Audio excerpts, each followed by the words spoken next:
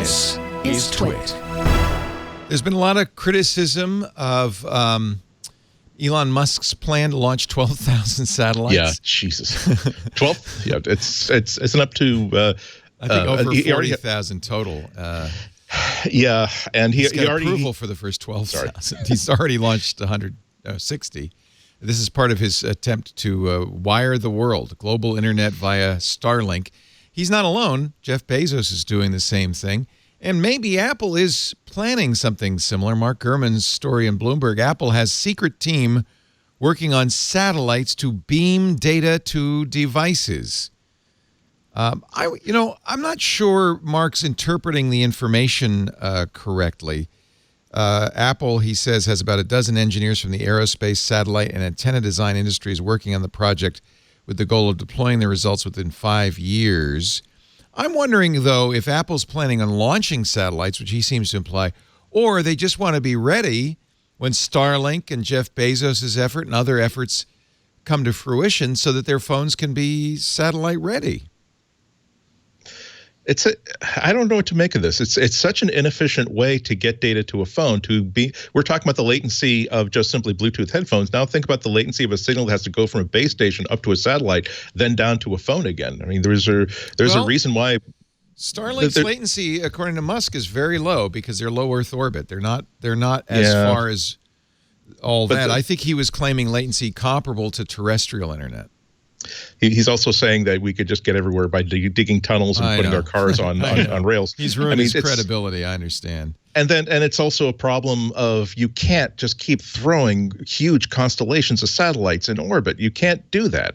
There was already a problem where I'm trying to remember the details. Earlier this year, there was a traffic problem with one of his test satellites that it was about to collide with another satellite. One of them said, and there was because a traffic email between some military board to the Starlink people running that desk was ignored or misfiled or sent to somebody's inbox. It didn't go somewhere. You almost had a major collision, and this has been prompting a desire to say we need to have some sort of automated traffic control system, or at least some sort of a system that can automatically negotiate between two different constellations to say, no, you get out of the way. No, you get out of the way. No, I have the right of way. So you're going to have to waste some of your propellant in order to move. Well, Musk is claiming on the Starlink site that they have autonomous collision avoidance. They're using DoD tracking to autonomously maneuver to avoid collisions. It's not autopilot?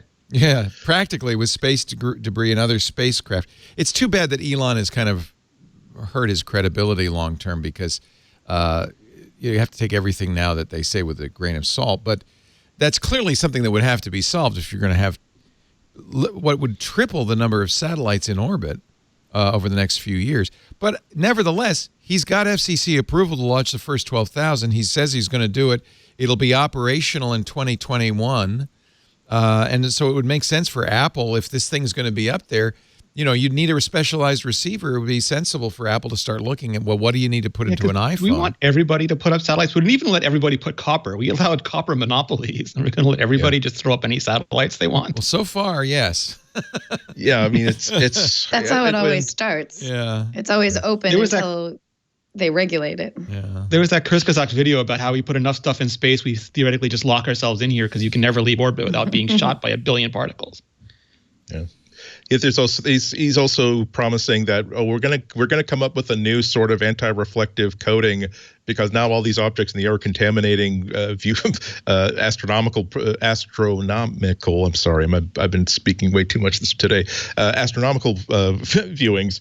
It's not a trivial thing, and I don't think it's something where just because I'm a crazy billionaire, I can put satellites in orbit in that kind of quantity without coordinating with all the people who are on the planet underneath them who might be affected by that and who might not be able to. I honestly want him to do it. I think having gigabit internet with latency under 50 milliseconds on every corner of the planet is kind of transformational technology, much in the same way the internet is transformational technology. And, astronomers have ways of getting around it and looking around it. Right now, I was reading an article by an amateur astronomer who says, we typically do long exposures. We'll do many over a night because we're going to get satellite trails in some of them. Okay. And so we do many, and we throw out the ones that have big, long streaks of light from satellites. Yeah. Now, I would hope that they'd be able to still get some. Nevertheless, this. Don't you agree, Andy? I mean, I'm being completely selfish because I would like to be able to go anywhere in the world and still do this show. I think I'm absolutely with you, and plus it addresses a lot of problems where you have parts of this country and parts of the world that are completely underserved by internet access, a quality, stable internet access. How the problem is that I do liken it to radio transmissions. I do liken it to the GPS constellations, where at some point a government had to step in. Linking in with worldwide governments to understand that, okay, you can't, just because you think that you have a great idea as a company for a product that involves blasting out 10,000 watts of signal, well, you have to play nice with everybody else who also wants to use the radio spectrum. So we're going to make sure that everyone's compartmentalized and that you're not going to affect other things. Well, that's why he got permission to do this from the FCC. I mean, he's got regulator approval. Right, but there is no international body that's basically saying no, you can't put something into an orbit. But what I want to say about GPS though is that GPS is we put this constellation to orbit, and essentially no one organization is really owning and profiting from it. So it really is a worldwide resource at this point. And so when you come to the point of we're going to create a global internet access, the implications for untidy things happening for other people who want to innovate and other people who want to create, it makes me nervous about one big huge company deciding, no, we're gonna put tens of thousands of conceivably multiple tens of thousands of objects in low Earth orbit. Each one of us, because now we want to compete with Elon Musk, so we're going to put our own 10,000 satellite constellation. Well, no, we want to put our own 10,000, 20,000 satellite constellation in there, and it's all basically polluting this area in which we don't have very much of it. It can screw up communications for everybody if it all goes wrong, and it really is being mitigated only by how much money somebody has to invest in this kind of a problem. I don't think it's a terrible idea. I'm just saying that. Especially when Elon Musk's name is attached to something. He's the person who decided to call something autopilot when it was, if you think of it as autopilot on these cars, it's incredibly dangerous. You cannot think of it as autopilot. I don't think he's in his fitted black t-shirt era of tech stardom. I don't think he has hung on to the idea that you can't just simply say this is a great idea, let's break things, let's do this. You have to really play nice with all the other kids in the pool. Renee, do you think Apple wants to launch satellites, or is it I mean, this is unclear in the Gurman article. Yeah, and I believe there's been reporting on this before, and maybe even by Mark. That Apple, again, is $1 billion company. Anything that we can think of in podcasts or YouTube videos, they can put a couple $1 million behind. This doesn't sound like a big enough team to actually be constructing wide-scale satellite deployments, but it probably is one that's keeping their eye on whether they need to do the technology. It's the same with the car. Like when you look at what they do with the car, can we partner? What parts do we have to do ourselves? What's the most important part? Use this team, downsize, get another team, downsize, get another team.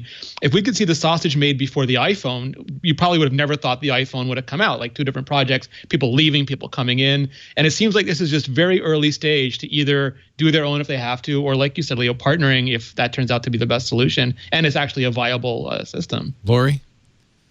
I think some of the things that Andy's talking about kind of hint to me at this idea of who owns that and what are they going to do with it in the future. So, if Elon Musk populates the galaxy with a bunch of satellites and that's it, and the FCC says, well, there's too many now, so we're stopping here. Then what happens? Then that's one company that's in charge of that. And is that privatizing the global internet at that point, which I think there's already conversation going on about regulating the internet and privatizing it and things like that. And this World Wide Web that has been so open since it started is not as open as it used to be? And is this just another step in the direction of privatizing the internet, which is what happened with radio and television, is that it used to be open and then it became privately owned. And now I can't just go start a radio station because it just doesn't work like that anymore. So to me, like, the fear I have is that how much more locked down does the internet get when one corporation has just launched 30,000 satellites into our atmosphere? I would like to just point out to all you haters that Elon Musk has released all of Tesla's patents. Yes, from day one, that was always the grand strategy of Tesla, was to get everybody creating electric vehicles. And I really honored him for that. I think it's only been in the last few years Elon's kind of sounded a little nutty. Like I said, when a CEO moves from just the schlubby stuff that he or she used to wear to getting expensive $1,000 fitted black T-shirts, you've got to start to worry, because that's when they start saying, what if every dog and cat weren't just a dog and a cat? He just released but also all of Tesla's patents. Thank you. And to speak to Karsten, I don't actually mean specifically Elon Musk. I mean, in general, I have, it's going to be Musk or it's going to be Bezos. Bezos is launching 3,000 satellites, right? So right. So it's any single company Why do you hate owning the it all. Future? Because it's scary. it's like all of those sci-fi books are coming. They're not coming true, but our horrible they're leading down cyberpunk that path. future is here, people. Come on. I just want to. Well, Carson, I know that you're enjoying that barcode tattoo that your corporate masters have put in invisible ink.